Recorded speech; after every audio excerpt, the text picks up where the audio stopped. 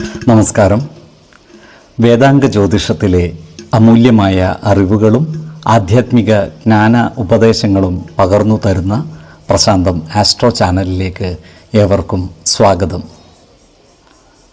ഈ ചാനൽ ഇതുവരെയും സബ്സ്ക്രൈബ് ചെയ്യാത്തവർ ഇപ്പോൾ തന്നെ സബ്സ്ക്രൈബ് ചെയ്യുക. നോട്ടിഫിക്കേഷൻ ലഭിക്കുന്നതിനായി ബെൽ ബട്ടൺ അമർത്തുമല്ലോ. ഒപ്പം ചാനൽ ലൈക്ക് ചെയ്യുക, ഷെയർ ചെയ്യുക, കമൻറ്റ് ചെയ്യുക. കൊല്ലവർഷം 1199 കർക്കിടക സംക്രമം വിശാഖം നക്ഷത്രത്തിലാണ്.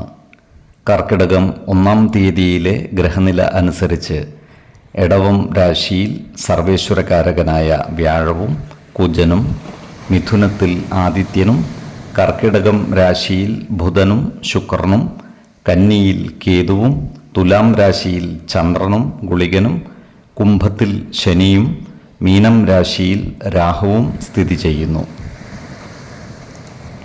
കാർത്തിക നക്ഷത്രത്തിൽ ജനിച്ചവർക്ക് കർക്കിടക മാസം പൊതുവെ ഗുണഫലങ്ങൾ കൂടിയിരിക്കും. ഈ നക്ഷത്രക്കാർക്ക് കർമ്മ മേഖലയിൽ കാര്യങ്ങൾ അനുകൂലമായി വരുന്നതാണ്.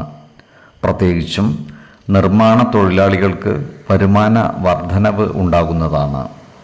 ഇരുമ്പ്, കല്ല്, പൂഴി എന്നിവയുമായി ബന്ധപ്പെട്ട് പ്രവർത്തിക്കുന്നവർക്കും സാമ്പത്തിക നേട്ടം ഉണ്ടാകുന്നതാണ്. കെട്ടിടം പണിയുന്നവർക്കും കാര്യങ്ങൾ അനുകൂലമായി വരുന്നതാണ്. എന്നാൽ പണിസ്ഥലത്ത് ജോലിക്കാരുമായി നല്ല സ്നേഹ സൗഹൃദ ബന്ധങ്ങൾ നിലനിർത്തുവാൻ പരമാവധി പരിശ്രമിക്കേണ്ടതാണ്. ജോലിസ്ഥലത്തുള്ള അനാവശ്യ ഭാഷണങ്ങളും ഇടപെടലുകളും ഒഴിവാക്കി മുന്നോട്ട് നീങ്ങുവാൻ ശ്രദ്ധിക്കേണ്ടതുമാണ്. ഈ നക്ഷത്രക്കാർക്ക് സമൂഹത്തിൽ സ്ഥാനമാനങ്ങൾ ലഭിക്കുവാനിടയുണ്ട്. അതുപോലെ ഈ നക്ഷത്രക്കാരുമായി ശത്രുതാ മനോഭാവം വെച്ചു പുലർത്തിയിരുന്നവർ മനസ്സുമാറി സൗഹൃദ മനോഭാവത്തോടെ പെരുമാറുവാനുള്ള സാധ്യതകളും കാണുന്നുണ്ട്. അതുപോലെ ബന്ധുജനങ്ങളിൽ നിന്നും സഹായ സഹകരണങ്ങൾ ഇവർക്ക് ലഭിക്കുന്നതുമാണ്. എന്നാൽ പൂർവിക സ്വത്തുവകകളുമായി ബന്ധപ്പെട്ട കാര്യങ്ങളിൽ മനസ്സ് അസ്വസ്ഥമാകുവാനുള്ള സാധ്യതകളും കാണുന്നുണ്ട്. ദേവാലയങ്ങളും പുണ്യസ്ഥലങ്ങളും സന്ദർശിക്കുക വഴി മനഃശാന്തി കൈവരിക്കുവാനും ഇവർക്ക് സാധിക്കുന്നതാണ്.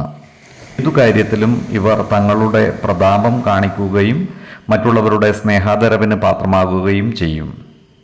ഈ നക്ഷത്രക്കാരുടെ ആരോഗ്യകാര്യങ്ങൾ പൊതുവെ തൃപ്തികരമായിരിക്കും. 2, 12, 24 തീയതികൾ അനുകൂലമാണ്.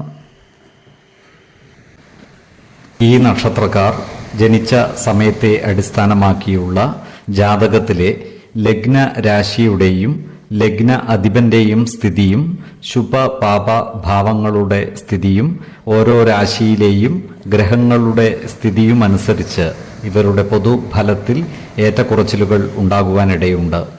കുടുംബ ദേവതകളെയും ഇഷ്ട ദേവതകളെയും ഉപാസിക്കുന്നത് ഇവർക്ക് ആയുരാരോഗ്യ സൗഖ്യമേകും. ഇഷ്ടദേവതാ മന്ത്രം 108 തവണ ദിനംതോറും ലിഖിത ജപം ചെയ്തു വരുന്നത് ഇവർക്ക് സർവ്വ ഐശ്വര്യങ്ങളുമേകും. നല്ല വ്യക്തി സാധനകളോടെയും ഉപാസനകളോടെയും മുന്നേറിയാൽ സർവേശ്വരാനുഗ്രഹത്താൽ ഇവരുടെ സർവ്വ കാര്യങ്ങളും മംഗളകരമാകും. നന്ദി, നമസ്കാരം. ജ്യോതിഷരത്നം പ്രശാന്ത് കണ്ണോം.